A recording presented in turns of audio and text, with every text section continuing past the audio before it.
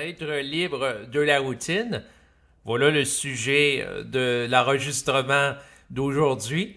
Alors, j'ai décidé d'aborder ce thème parce que ça s'inscrit dans la dynamique de l'intégration de la conscience dans la vie de tous les jours, ce qui est fondamental, parce qu'on pourrait parler d'éléments extrêmement abstraits en lien avec la conscience, que ce soit les sortes d'extraterrestres, ensuite les différents niveaux de réalité, mais je veux concentrer l'attention de mon discours sur les éléments qui s'adressent aux gens dans leur vie de tous les jours, dans leur quotidien. Et bien sûr, par rapport à tout matériel qui peut être diffusé sur cette chaîne, bien entendu, je suis confronté sur une base individuelle à une intégration personnelle que je peux en faire parce que, après tout, j'ai une vie dans mon quotidien.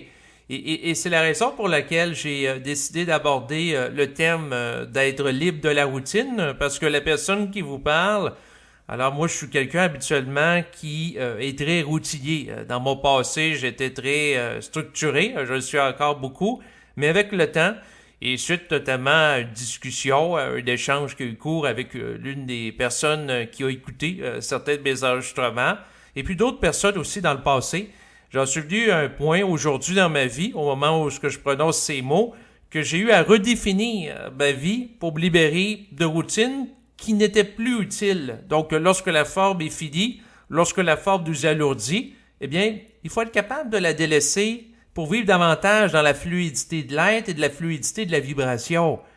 Parce qu'après tout, notre être, notre esprit, c'est une énergie qui est libre, qui n'est pas piégée dans la forme. Et c'est la raison, entre autres, qui m'a amené, sur le plan personnel, à agir en conséquence, dans le sens que j'ai eu un échange téléphonique récemment avec ma mère. Elle, ça faisait des années, depuis que je l'ai quittée pour aller vivre en appartement avec ma compagne, que je l'appelais à chaque semaine. C'était les jeudis ou les vendredis soirs, pour discuter avec elle par téléphone, pour lui donner un petit peu des nouvelles sur ce que j'ai fait pendant la semaine. Et avec les années, c'est devenu une habitude, donc c'est devenu une routine. Et ça crée une certaine lourdeur, dans le sens qu'il y a des semaines que j'étais plus en forme, donc j'aurais pu y parler plus longuement. Il y a des semaines, j'étais moins en forme, j'avais moins le goût d'y parler. Donc, j'ai renégocié mon rapport avec elle, pour lui dire que au lieu de la téléphoner par habitude, donc par comportement mécanique, par comportement psychologique au niveau de l'ego, je vais plutôt procéder par vibration, dans le sens que si une semaine j'ai la vibration de la téléphoner, eh bien je l'appelle au moment où j'ai la vibration de la téléphoner, pas nécessairement le jeudi ou le vendredi soir comme je le faisais dans le passé, donc vers la fin de la semaine par habitude. Donc ça va être une autre façon de procéder. Donc c'est sûr que je vais partager ça dans un esprit aussi de réciprocité psychologique, parce que j'y ai dit, regarde, si tu as la vibration à un moment donné de m'appeler, même si c'est pas jeudi ou vendredi, peu importe le jour de la semaine, si tu as la vibration de m'appeler, tu peux m'appeler. Donc ça va dans les deux sens. Donc j'ai modifié le rapport avec elle, et la raison pour laquelle je vous en parle, parce que c'est utile de s'alléger de comportements routiniers qui nous alourdissent et nous piègent dans certaines formes, qui, à un moment donné, crée une lourdeur avec l'habitude, avec les années. Donc, pour rester fluide, il faut s'organiser pour être libre de la forme, et ça passe dans notre quotidien avec des actions très concrètes comme celle-là. Et là, je vous en parle parce que je me suis engagé concrètement là-dedans, parce qu'après tout, je pourrais vous parler de conscience de manière extrêmement abstraite, sur un paquet de sujets, je pourrais parler de choses qui sont prévues dans l'avenir, mais fondamentalement, ce qui fait une différence dans ma vie, c'est les choses que je peux faire d'une manière concrète dans mon quotidien en termes d'engagement qui va me donner une mesure de mon intégration de cette conscience-là. Et ça passe par des petits gestes qui, au fil du temps, s'accumulent, et c'est ce qui nous permet de plus en plus d'avoir une vie qui est agréable et d'être bien dans notre peau. Donc, cet ajustement avec cette personne vise à m'amener à être davantage fluide dans mon rapport avec ma mère. Et si ça peut être utile pour moi de vivre cela, ce réajustement, il y a peut-être des gens qui m'écoutent présentement, qui vont évaluer, qui ont à renégocier, réajuster leur rapport avec ce soit leur mère, leur père ou des gens de leur famille. Donc, il faut être capable de réévaluer tous les éléments dans votre vie lorsque vous sentez qu'il y a une lourdeur qui s'installe au niveau énergétique. Et ça, pour l'apercevoir, c'est au niveau du ressenti. Donc, si vous ressentez que vous avez une perte d'énergie en étant coincé dans une routine, eh bien, il faut être capable de s'en dégager, il faut être capable de s'en sortir, il faut être capable de redéfinir son rapport avec la réalité pour vivre un état de plus grande fluidité de l'être à l'image de l'esprit. Parce que l'esprit est libre de toutes les formes sur le plan matériel.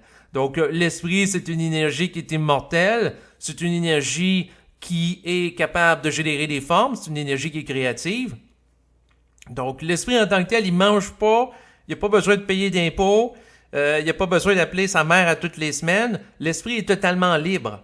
Et c'est lorsque l'individu intègre l'énergie de l'esprit qu'il va réajuster sa vie à la lumière de cette intégration énergétique pour tendre à une fluidité en relation avec son esprit à travers le processus de la conscientisation, qui est rien de plus qu'un processus d'intégration énergétique qui vise à amener l'individu à avoir plus de fluidité au niveau psychique, en étant ouvert à des choses nouvelles, mais en même temps sur le plan personnel, sur le plan de sa vie de tous les jours, parce que le travail de l'énergie, de l'esprit, lorsqu'elle est intégrée à travers la psyché de l'individu, l'amène à parler en relation avec ça. Ça peut amener la production d'enregistrements qui vise à diffuser une forme de conscience, mais ça l'amène aussi à agir. Et c'est à travers l'action qu'on peut avoir une mesure de l'intégration et de la capacité de l'individu à s'engager en relation avec la parole. Donc, c'est là-dessus, à travers l'aspect pratique, qu'on peut avoir une mesure réelle de la qualité d'intégration énergétique de l'esprit que peut faire un individu et des principes en lien avec la conscience. Donc, autrement dit, c'est ce qui vous en donne une mesure. C'est sûr qu'en termes d'engagement, quelqu'un peut me poser la question, toi, par rapport à ta compagne, à quel point tu es prêt à t'engager par rapport à elle? Donc, c'est sûr qu'on peut répondre des choses abstraites. Tu peux dire, ah, je l'aime, je ci, je ça. Mais dans le concret, là, qu'est-ce que tu es prêt à faire? Moi, je suis capable de dire que j'ai été l'accompagner à l'urgence à 4 heures du matin en voiture. Donc, je l'ai déplacée en voiture il y a quelques mois. Elle avait vraiment mal au genou et c'était pendant la nuit. Donc, je me suis levé pendant la nuit à 4 heures du matin. On a été ensemble à l'urgence, aller rencontrer un médecin là, pour voir qu'est-ce qui se passait. Donc, en termes d'engagement, si quelqu'un me pose la question, toi, tu es prêt à aller jusqu'où? Ben, je sais que je suis prêt à aller jusque-là.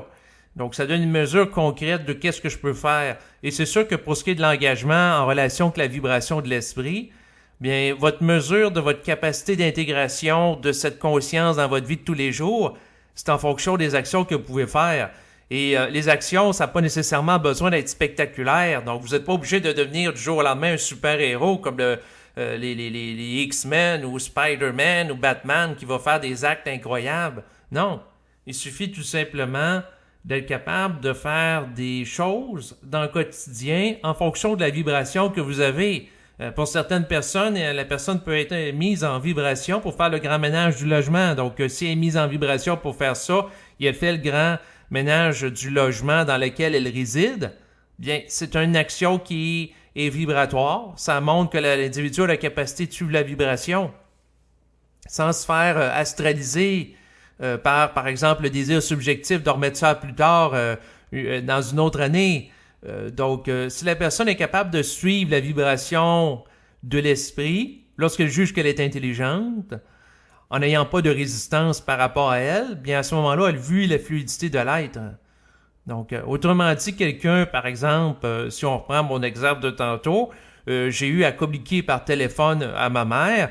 C'est sûr que si je vibre au niveau de l'âme, je peux avoir peur de la déplaire, parce que ça fait des années que je l'appelle constamment le jeudi, le vendredi soir, pour m'informer par rapport à elle, comment ça va, lui donner un petit peu de mes nouvelles depuis que je réside plus avec elle dans le même logement. Donc, c'est sûr que je peux vivre une forme d'insécurité au niveau de l'âme qui va dire « Ah non, t'es mieux de continuer ta même routine, ta même habitude, t'es mieux de rien changer. » Mais la vibration de l'esprit va me dire plutôt, non, toi à réajuster ton rapport avec elle pour avoir plus de fluidité. Fait que là, soit que je continue dans la dynamique de l'âme et je maintiens la mémoire ancienne du comportement, de la routine, le statu quo. Donc, je reste dans la forme ancienne ou au contraire, je renégocie les rapports. Puis si je sens que la vibration est plus haute, de renégocier le rapport et que j'agis en conséquence, c'est-à-dire que je prends l'appareil téléphonique, je compose son numéro et je lui parle pour expliquer le réajustement. Et c'est sûr que ça peut l'amener à vibrer émotivement, et moi aussi. Sauf que si je suis capable d'aller au-delà de tout ça et d'agir avec la vibration de l'esprit, ça me donne une mesure à quel point je suis capable de suivre une vibration et d'agir en conséquence. Et si je suis capable pour un réajustement avec un individu, ça veut dire que je suis capable aussi pour un réajustement avec une autre personne. Ça peut être dans mon rapport avec mon frère, ça peut être dans mon rapport avec des collègues de travail, ça peut être de rapport avec un paquet de personnes. Donc, autrement dit, votre capacité de suivre la vibration vous donne une mesure de votre capacité d'intégrer votre conscience et de vous assumer aussi en tant qu'être dans le concret. Donc, c'est sûr que de suivre la vibration, c'est sur les différents plans. Ça peut toucher aussi à l'aspect du couple, donc au niveau de la sexualité. Donc, si quelqu'un est capable de générer de paroles vibratoires, il me semble que ça serait la moindre des choses qu'il ait la capacité d'exprimer d'une manière adéquate, avec sensibilité, avec respect, la nature de ses besoins sexuels et également d'être à l'écoute de ceux de sa partenaire ou de son partenaire, tout dépendant là, si la personne est hétéro, homosexuelle ou peu importe. Donc ça va dans le même sens, c'est-à-dire que si la parole est intégrale, la personne est capable de se définir dans son rapport à la sexualité en étant capable d'exprimer dans le respect, je le précise ici, clairement c'est quoi ses besoins sexuels et aussi d'être à l'écoute des besoins sexuels de sa partenaire. Donc, qui peuvent s'exprimer à travers la parole. Parce que si la personne est gênée, elle ne voudra pas parler, mais ça se peut que ça fait des années qu'elle vit certaines formes d'insatisfaction sexuelle liée au couple parce qu'elle est sous l'influence de la gêne. C'est quoi la gêne? C'est une vibration astrale qui empêche le mouvement d'énergie. Donc, si la personne est capable d'aller au-delà de la gêne, au-delà de cette forme qui réduit le flot de la parole, bien, elle va pouvoir s'exprimer et clarifier que, par exemple, si elle n'aime pas faire certaines positions ou elle en préfère d'autres, bien, elle pourra donner ce genre de détails et elle sera capable de parler ouvertement de sexualité sans vivre une forme de culpabilité.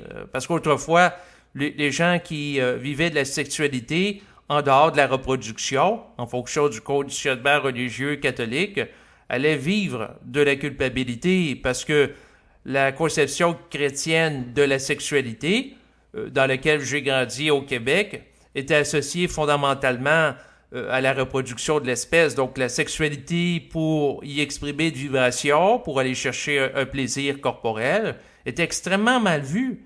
C'était vu comme une occasion de péché. Donc les gens qui avaient du plaisir sexuel étaient vus comme des pervers. C'était vu d'une manière extrêmement péjorative au Québec. Et là, au fil des décennies, au fil des générations, il y a une plus grande aisance par rapport à la sexualité. Donc, il y a eu des sexologues. Et les gens ont de plus en plus d'ouverture à être capables de parler ouvertement de sexualité, sans gêne. Et puis, c'est sûr qu'en lien avec ça, moi-même, j'ai eu à développer une plus grande capacité de parler ouvertement de sexualité avec ma compagne. C'est sûr que le but de cet enregistrement n'est pas de vous donner ce type de détails à caractère personnel, mais c'est plutôt de vous attirer votre attention sur le fait que si vous voulez manifester une parole qui est intégrale, en harmonie avec votre être, bien ça passe par la capacité de discuter de sujets en lien avec la conscience, mais ça passe par la capacité de vous exprimer et de vous définir à travers tous les aspects de votre vie, que ce soit l'aspect sexuel, votre rapport à votre mère ou également aux gens qui vous entourent. C'est tous des aspects qui doivent être revisités en fonction de votre conscience pour individualiser votre rapport au réel. En ce sens que quelqu'un qui s'individualise en intégrant une conscience nouvelle doit s'individualiser dans sa capacité de définir ses préférences sexuelles, par exemple. Donc, ça fait partie de ça, ce processus-là, parce que si c'est une parole qui est intégrale, c'est total. Donc, à la différence de certaines approches de spiritualité là, qui prônent la chasteté, ensuite la soumission à des maîtres spirituels qui vont leur dire quoi faire en matière de sexualité ou autre. Non, la parole intégrale, c'est une parole qui permet de parler de tout, dans la transparence et j'ajoute bien sûr le respect de l'autre. C'est sûr, pour ce qui est de la sexualité, c'est important d'avoir beaucoup de respect pour ne pas créer des chocs, mais en même temps, c'est fondamental que la parole se doit d'être transparente, claire, limpide, et c'est ce qui permet l'épanouissement de l'individu, c'est ce qui peut permettre aussi l'épanouissement du couple, parce que si les deux se parlent ouvertement, puis si les deux vivent un processus de conscientisation, éventuellement, ils sont capables de vivre des rapports en lien avec l'intégration d'une conscience télépathique. Et cette capacité d'intégrer une conscience télépathique va faire en sorte qu'ils vont vivre certains synchronismes dans leur vie de couple qui peuvent être extrêmement appréciables. Et c'est sûr que cette vibration de la conscience va amener, lorsqu'elle est intégrée par l'individu, des modifications par rapport à tous les aspects de son existence, que ce soit son rapport à sa mère, son rapport à la sexualité ou son rapport aussi à l'argent, parce que cette vibration cherche à amener l'individu à évoluer, à se redéfinir créativement pour que l'individu soit de plus en plus un canal libre de toute forme de blocage et d'entrave qui va laisser de plus en plus circuler à travers lui une grande quantité d'énergie. Donc, à ce moment-là, tout ce qui est des éléments de blocage, d'obstacles, que ce soit des émotions, des peurs, des craintes, tout ça, ces éléments-là qui font interférence à l'épanouissement intégral de l'individu vont être amenés à la lumière de sa conscience. Donc, l'individu va les regarder avec transparence et il va amener les actions nécessaires pour réajuster la situation à chaque fois qu'il perçoit une forme de déséquilibre dans sa vie. Donc, autrement dit, si la personne perçoit un déséquilibre dans son rapport avec sa mère parce qu'il téléphone sa mère tout le temps au même moment dans la semaine, ben, il va être capable d'amener un changement. S'il perçoit un déséquilibre parce qu'il vit de la timidité, il a de la difficulté à exprimer avec clarté ses besoins en matière de sexualité, bien, il va être capable de prendre la parole pour se réajuster à l'égard de cet aspect-là.